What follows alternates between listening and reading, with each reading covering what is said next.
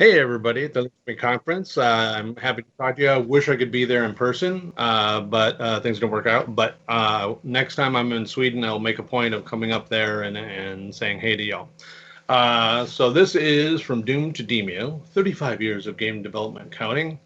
Like I started game development professionally at the end of September in 1987. So it's kind of crazy. What a wild ride it's been. Anyways, let's go through some of that history and some of the things I learned and what I'm constantly learning now. So, I, as a kid, was like I was doing fiction. I was making short Super 8 films, like you see in the movie Super 8, and I was doing origami, doing magic, and I was all sorts of hobbies, and they're all creative and interesting. But they were all like, wow, this is I need a crew, once I get serious and stuff like that for a movie. And then on June 9th, 1980, the family got an Apple II Plus. And that was a life-changing moment. Nerdy 16-year-old Tom was very happy. I was in here, I had just won a disc golf tournament in Wisconsin, which is not, a great shakes, but there you go. But it was June 9th, 1980. That's the start of the summer. I just lived on this thing. So I played so many games, some of them Sneakers and Ultimate 3 and a bunch of text adventures. I wrote a bunch of those, made a whole bunch of games like these. And when I was making them, it was like, wow, I can do this by myself and they're almost as good as the ones that are being published. Maybe I can do this, which was kind of cool. Another thing that demystified them to me was I went to the arcade and my brother gave me some quarters for my birthday, and I played Seawolf a bunch, and that's the one with a periscope that you go and shoot subs and stuff like that, or shoot boats. And I left the arcade. I had just done so well. I was shooting boats before they came on screen, and when I finished, I was walking away from the arcade, and I go, I'm done with that game. I did it perfectly. It's just a pattern.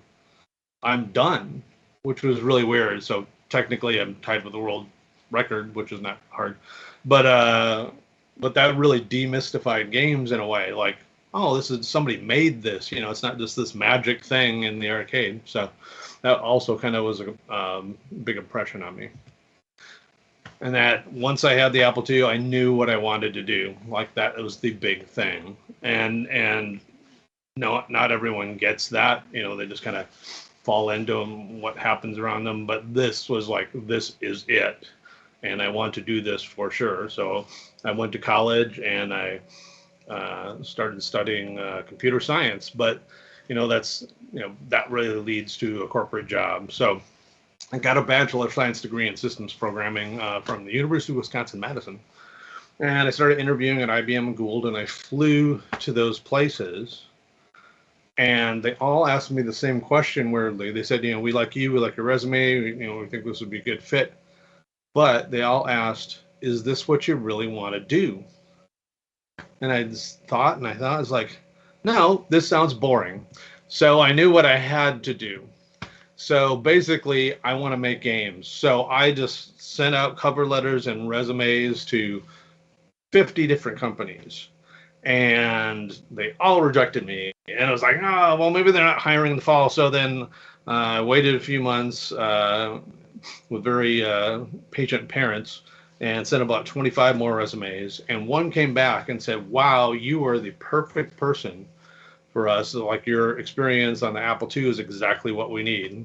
And then I went to the glorious garage in Shreveport, Louisiana. It basically was in this former garage. They sort of made offices out of it.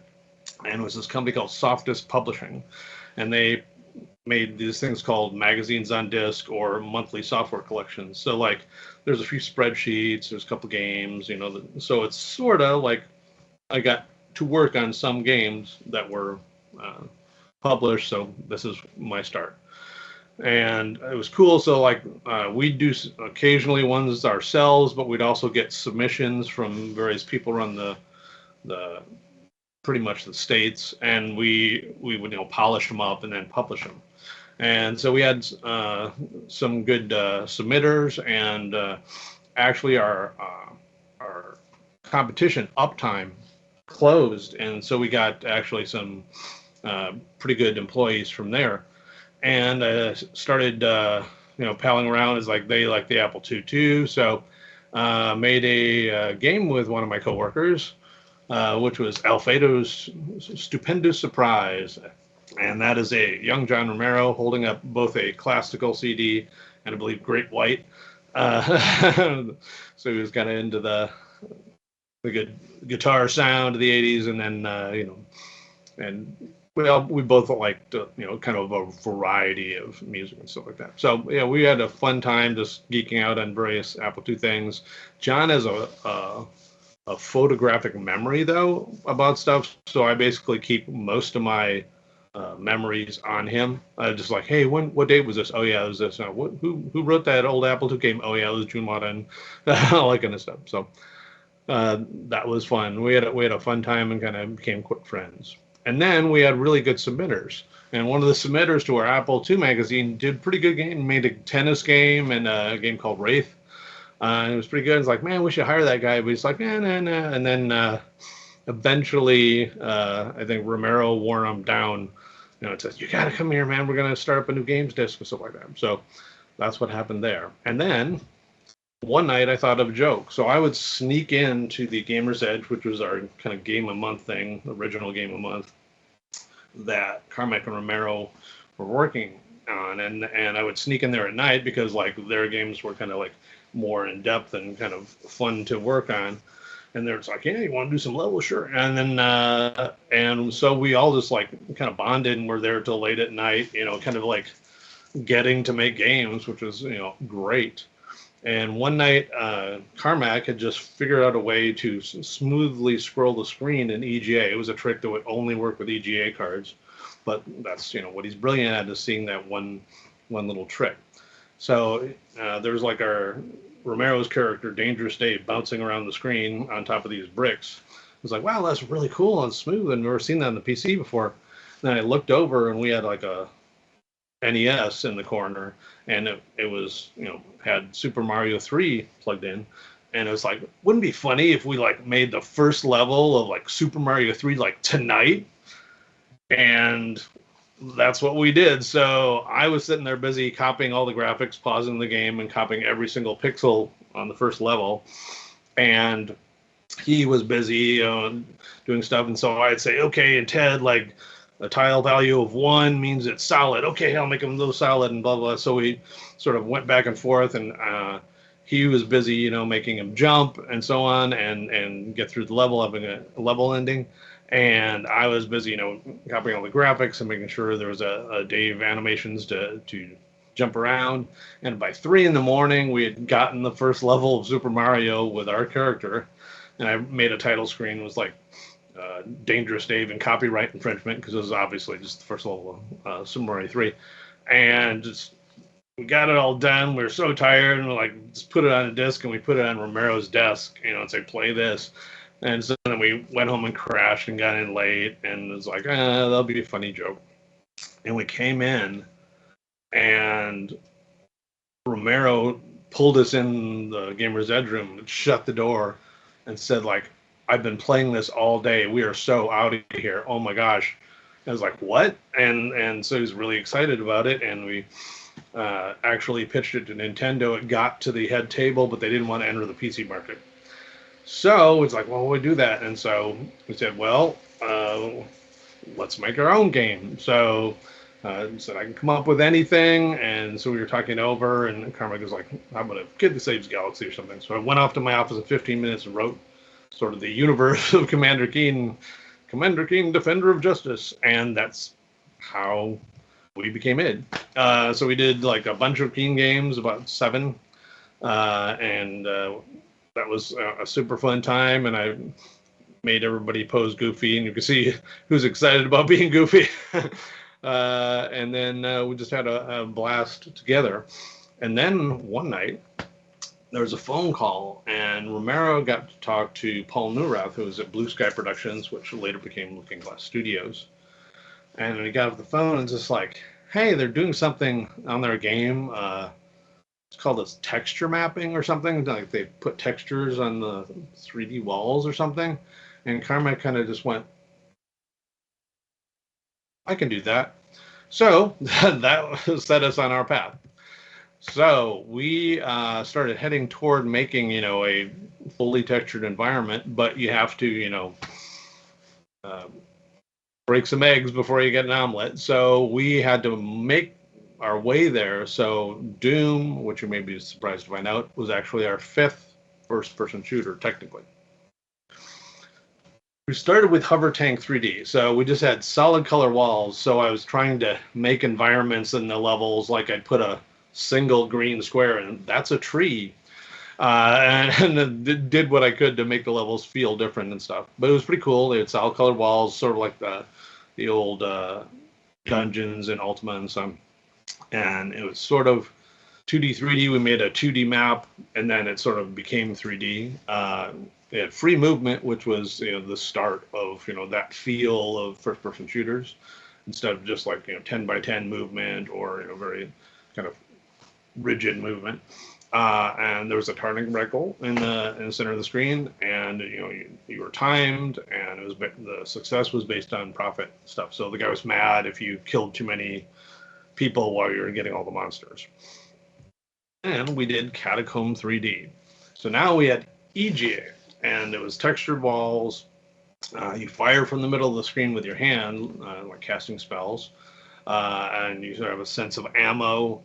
And you have visual health, so as you get hurt, you slowly turn into a skeleton head, and once you're a skull, then you're dead. And that was fun. There's locked doors, much like our next games.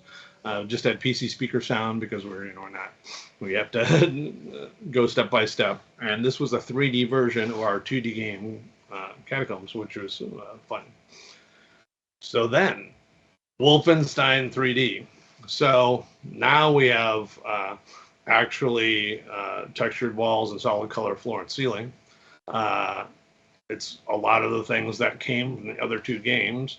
And now you have a 3D version of a classic 2D game in Wolfenstein, the classic Castle Wolfenstein. Now, originally we started with trying to do beyond Castle Wolfenstein, which is Wolfenstein 2 on the Apple II. We were dragging, hiding bodies, and you're carrying items, and you had various commands, but it was kind of noisy. So we decided to reduce the complexity of what it was, because Wolfenstein was like a real kind of like a brutal game. Like it was just kind of raw, and one of my favorite sound effects in a game is like the some of the guns in Wolfenstein, like the minigun and stuff. So this was kind of like cool and new, and was just let's let it be its own innovation. And the weird thing was we were playing it and testing, and we were like, no one's done this before. Like, is that okay? Like, we're asking permission from the game gods or something like that. And I mean, it was kind of really like an honor to be like on the team as the designer, making a completely new thing. Like we kind of invented a new genre, and that was just amazing to do. And I can't stress it enough that was like humbling and really cool. Like, well, we'll start out with a small weapon and go to a larger weapon and that kind of stuff. Those fundamentals were cool to design. And the thing about this, though, that kind of is germane to this talk, is for most of the time in these games, you are the camera. So there's a lot of different decisions rather than just, like, what's your control system and stuff like that. It's what are you looking at in your field of vision. So at that, like, I think they beat us by a week or two or something like that. But the game that they talked about who has texture mapping was Ultima Underworld, and it came out, and it was like a really cool game. They actually went for like full 3D back then, which was like slow but amazing, So it was quite a cool game. So then we worked on the commercial sequel to Wolfenstein, Spear of Destiny, and it was based on the mythos of the sphere. And so when we got done with those things, and Carmack was kind of starting up the Doom engine, there was a little extra space of time in there, so I took a little detour. And this is crazy. I went to Tennessee. I was a cool guy in a convertible. That was just, they had it at the rental. Anyway, so I got to stay in this house and went to this company to get into VR in 1993. The company was called Alternate Worlds Technology. They have since rebranded or something. But everyone, get ready for the future because VR is here. Yeah, and that's what it looked like. So basically, you had this sort of like crude early VR headset with like little tiny uh, displays in there, and you controlled it with a joystick. And so, if you've ever played a VR game and you haven't controlled the movement yourself, you know what that leads to. That people could watch on a screen to the side to what you're doing. And you want to see what that kind of looked like? It was fuzzy. It was very fuzzy, and some people got a little nauseous because like you're using a joystick to move and not you weren't moving. But it was kind of a cool peek. It's like, wow, like this technology is going to improve. This is going to be like a really cool experience someday. You know, that's pretty exciting. It's just a bit too early, but again, this is like kind of the first 3D game that would kind of take advantage of that kind of technology. So when we made Doom, it turned out pretty good. This is my level. It's sort of the Create Maze. I think it's 2-2, something like that. And this is the actual Doom chainsaw. And there's no way I can get this to Sweden safely. So if you come to a game developer conference in the GDC here in San Francisco, maybe that we could have like a little thing, hold that for a picture or something. Anyway, yeah, it turned out pretty good. So people like that. Basically, there's me on the next. The sad thing about this picture is my wrists were getting a little sore typing. So I had my girlfriend at the time make this pad at the thing. I didn't patent it or anything. I'm just like, oh, this wrist pad makes my wrists feel better. And then 2 or 3 years later, computer wristbands came out. But anyway, the brilliant hack was that it's really 2.5D for Doom, and that was what Carmack did, and that made it possible, which was exciting. Fully textured, there's no sense of score, just sort of metal and raw cool. And the most important thing to me that I rate Dooms by now is it scary, dark, and fast? And like Doom 2016 was the first one that had gotten back to that feel. Like I really felt, all those three things. It was pretty cool. Anyway, so then I made a bunch of games. Rise of the Triad, was creative director over Nuke Nukem and kind of added bosses and a whole bunch of things and kind of brought out his vanity more, which was cool. And then Duke Nukem 3D, I did the story and some ideas for trip bombs and stuff like that. But the big thing I did was Duke was turning out bad, and people were quitting work, at 5 o'clock, and then they play Doom. And it's like I just pulled George in a room, just like, dude, they're not playing their own game. They're not excited about it. That means people aren't going to be excited about it. You've got to like take over the game and make it a fun experience. And George, to his credit, did, and he made it a fantastic game, and it's really fun.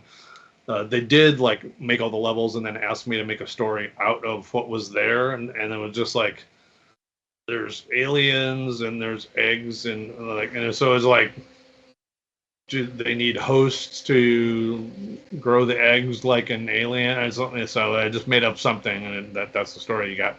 And then did a RPG that I really loved called Anachronox. It was really kind of a hard science and had everything from high drama to low comedy. It was pretty fun.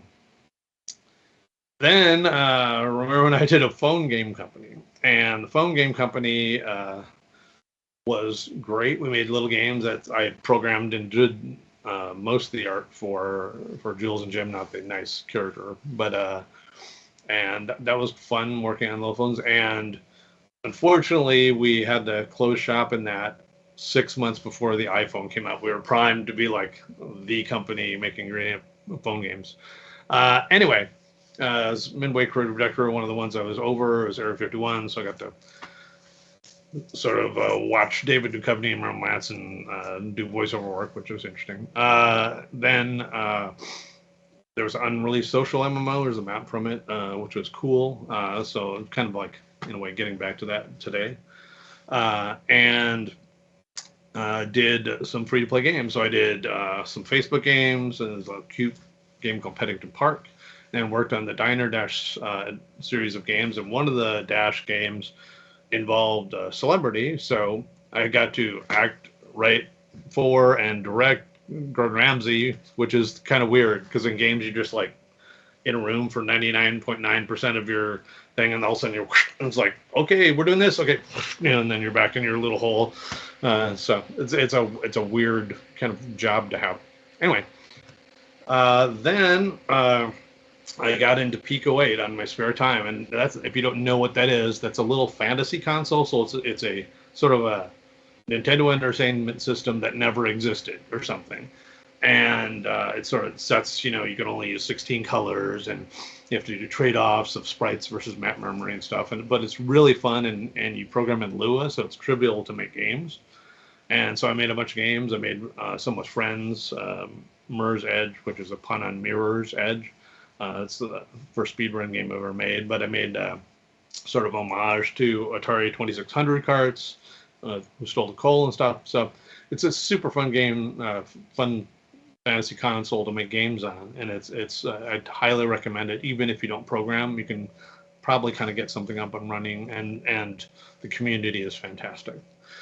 And speaking of the community, I sort of like befriended a few of the great developers on there.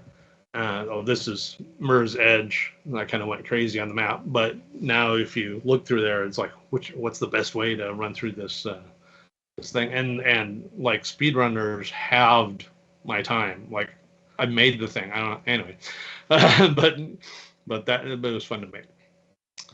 And then I got an HTC Vive, and I just like, wow, this VR is coming a long way. So let me try it out again. And it was like, there's a lot of great experiences, Space Pirate Trainer and all those.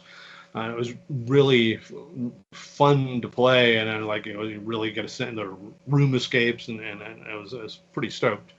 So it was really cool, and I was just pursuing this personally.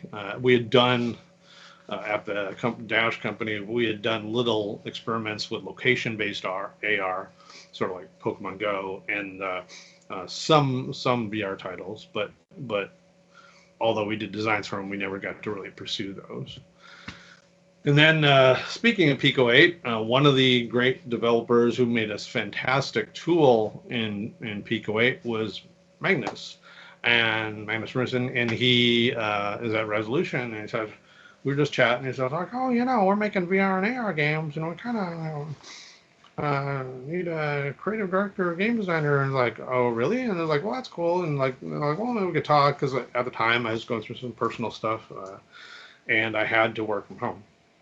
So they was like, we're cool with working remote. I was like, oh, really? And then we just started talking, and then he introduced me to Tommy Palm, super cool big boss guy, and we got along great, and we're just like excited to talk about the potential of AR and VR. So here I am. I got to Resolution Games, and so I started working on the social spaces and Blast Dawn and Demeo, and we're working on other ones for others of our games, which is pretty exciting. And it was this fantastic work. They're really smart people, and they are making me take time off, which is weird as a U.S. developer. Grind yourself to the bone there, but they're fantastic and really smart and really creative folks. It's a joy to work there, and it turned out pretty cool. So like, we've done social spaces for Blast Dawn. Here you can play Zombies on the Dance Floor, which is a game I prototyped in Pico 8, and then we ported into the game, and the same for Hauntlet and Gauntlet are in Demeo. a sort of a gauntlet homage that I made, and designed a bunch of other things like the painting rooms. You can go in there and paint miniatures together with your friends, and just kind of a chill activity, and it's really fun. And so these social spaces sort of extend the game that you're in. So like you just played this big dungeon in Demeo. It's like, I just want to chill out, but let's talk about it. So it's like, yeah, we should have done this thing, and you could just paint, and it's like, oh, okay, you attack the big boss, and I'll get the second guy, and that kind of stuff. So it kind of like provides us the social space for people you already have something in common with, to kind of extend your experience, and it's pretty meaningful, which is a rare thing you get to do in a game. So just like first-person shooters, challenges of VR are you are the camera, and so you could be looking anywhere. So you have to get good at guiding the player, with sort of building a trust that there's nothing weird behind them, unless you're making a zombie game or something. But and like causing sound and the brightest thing on the screen to just kind of draw their eye. And you have to worry about non-authored movement, which was the problem with Wolfenstein VR, was that you get nauseous if you see that you're moving, but you don't feel in your inner ear that you're moving. And then a lot of people get vertigo. You can see the guy fell off Richie's plank experience and wiped out. And then you have to worry about how you get around the room if you're not playing in room scale. Room scale is like, like I can move around a 2 meter by 3 meter area, like physically I can move around. So some of the challenges. And another thing is like, well, this is basically a phone on your face, so you can't have too complex of environments. They've introduced foveated rendering, which allows you to only like render deeply where you're looking, which can help. That's like a 30% speed increase, I think. And people are going to have this, hot computer on their head. Their session lengths tend to be shorter. So, like Demeo is one of the only games where your session length is, a really long one, but you kind of like, lose yourself in the experience, and that's pretty cool. But usually people just, play these for 15, 20 minutes, and it's like, okay, I'm done. Also, if you have to deal with the challenges, like you can't assume unless you're in a system that just says whatever, you have to have this big a play area, like something with lighthouses. They may have a small area, like if you have a Quest 2, you just draw the room size you have, and you may not be able to do the big thing you're planning, or they just may prefer to be seated, and then you have to deal with that.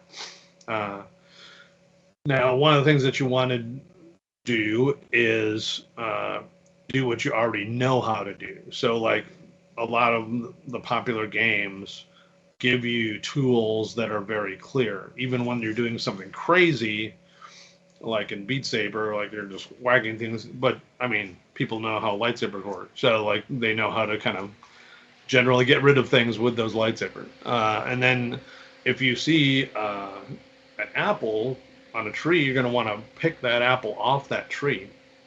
And so you have to make that feel fantastic. Also, you have to decide, like, because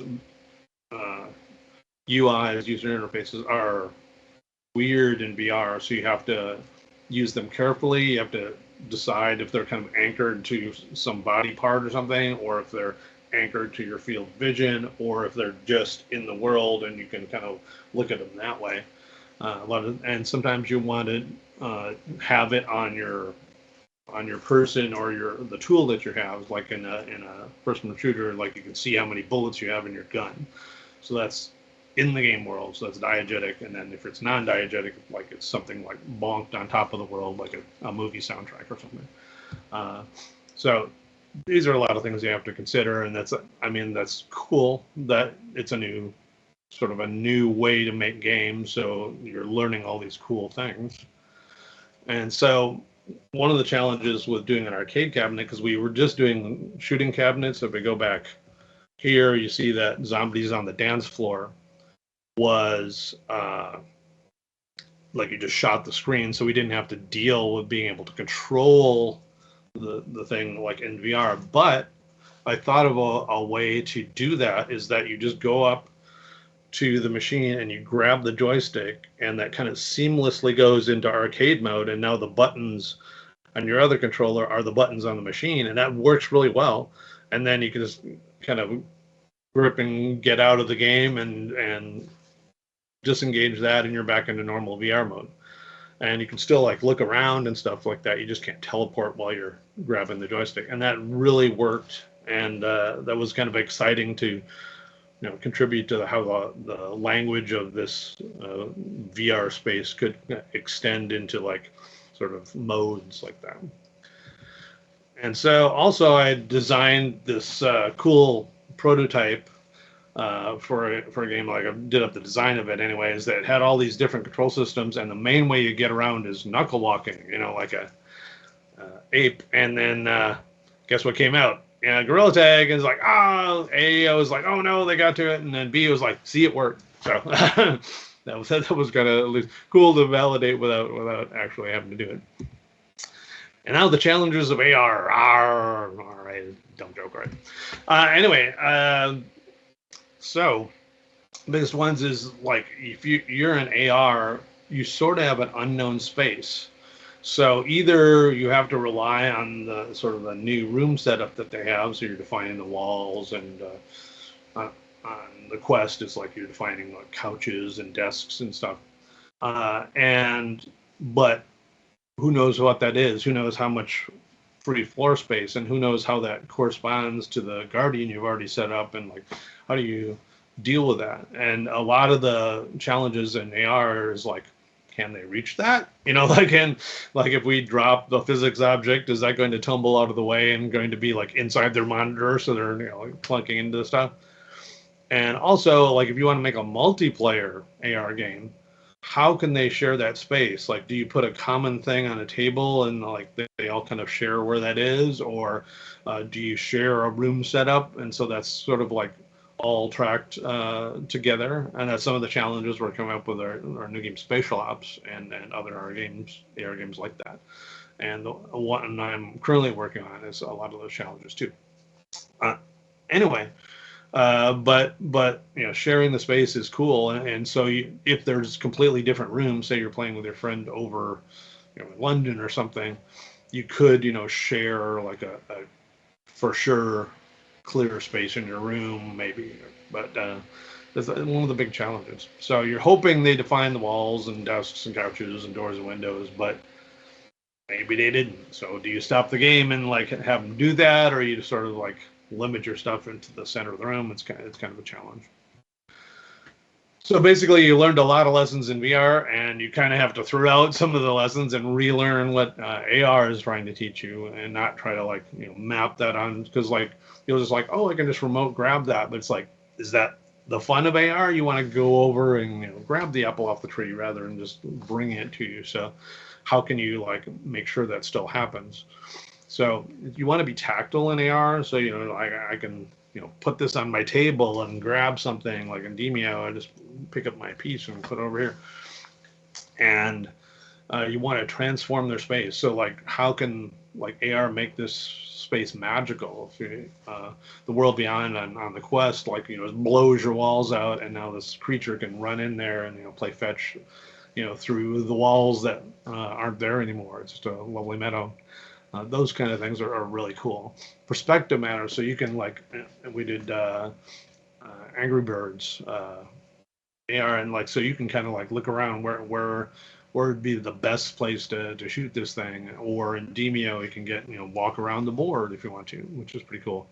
But it's the sense of it is like you're just getting magic toys in your room. Like the first time I played Mammoth Golf AR on the phone, it was like, wow, that's really cool. I just put a hole, right on the floor of my kitchen or something. It was pretty cool. So in conclusion, basically, find out what you need to do and do that. And that may not be your job, and maybe you need to have like a job to support that, but you'll be a lot happier if you find something that just is your passion, and you can just explore that as deeply and thoroughly as you can. Always keep learning. So like, you can just like say, well, I'm really good at this one thing, and and just do that. But then like you're sort of stuck in a rut and you're never growing. And uh, I just think you should always keep learning and trying to seek new information and new perspectives and just new information. Like the story of Anachronox came just because I read a lot of, science fiction and current science, and was just kind of like projecting forward and seeing like what might happen on a huge scale if technologies were like, universe size, which is kind of cool. And new technologies bring out new challenges, and they require interesting solutions. So, like, that is a good way to always keep learning. So, like, we, did those first kind of first-person shooter, early fast 3D rendering, and we're going after phone games, and we're trying out free to play, and now in VR AR. It's like I'm trying to be at the edge of where technology is and solve those interesting problems. And that's been really rewarding for 35 years. And make sure what you are making has something new about it. Otherwise, I mean, why are you making it? It already is out there. Like, I want to have my version of World of Warcraft, except there's blue capes or just something like, why are you bothering? Think of something that is a twist on something. So like I often recommend to people, make 10 games and just, they could be copies of Pac-Man or Galaga or something, but make 10 games and just learn your craft. And then the 11th one, you'll think of something kind of cool, and then that's the one you show to your friends. It's like, I thought of something cool. That's my contribution to how making games better. So that's what I recommend. So now we'll probably go to some questions and answers, and I may have a different shirt on during those. So let's have them.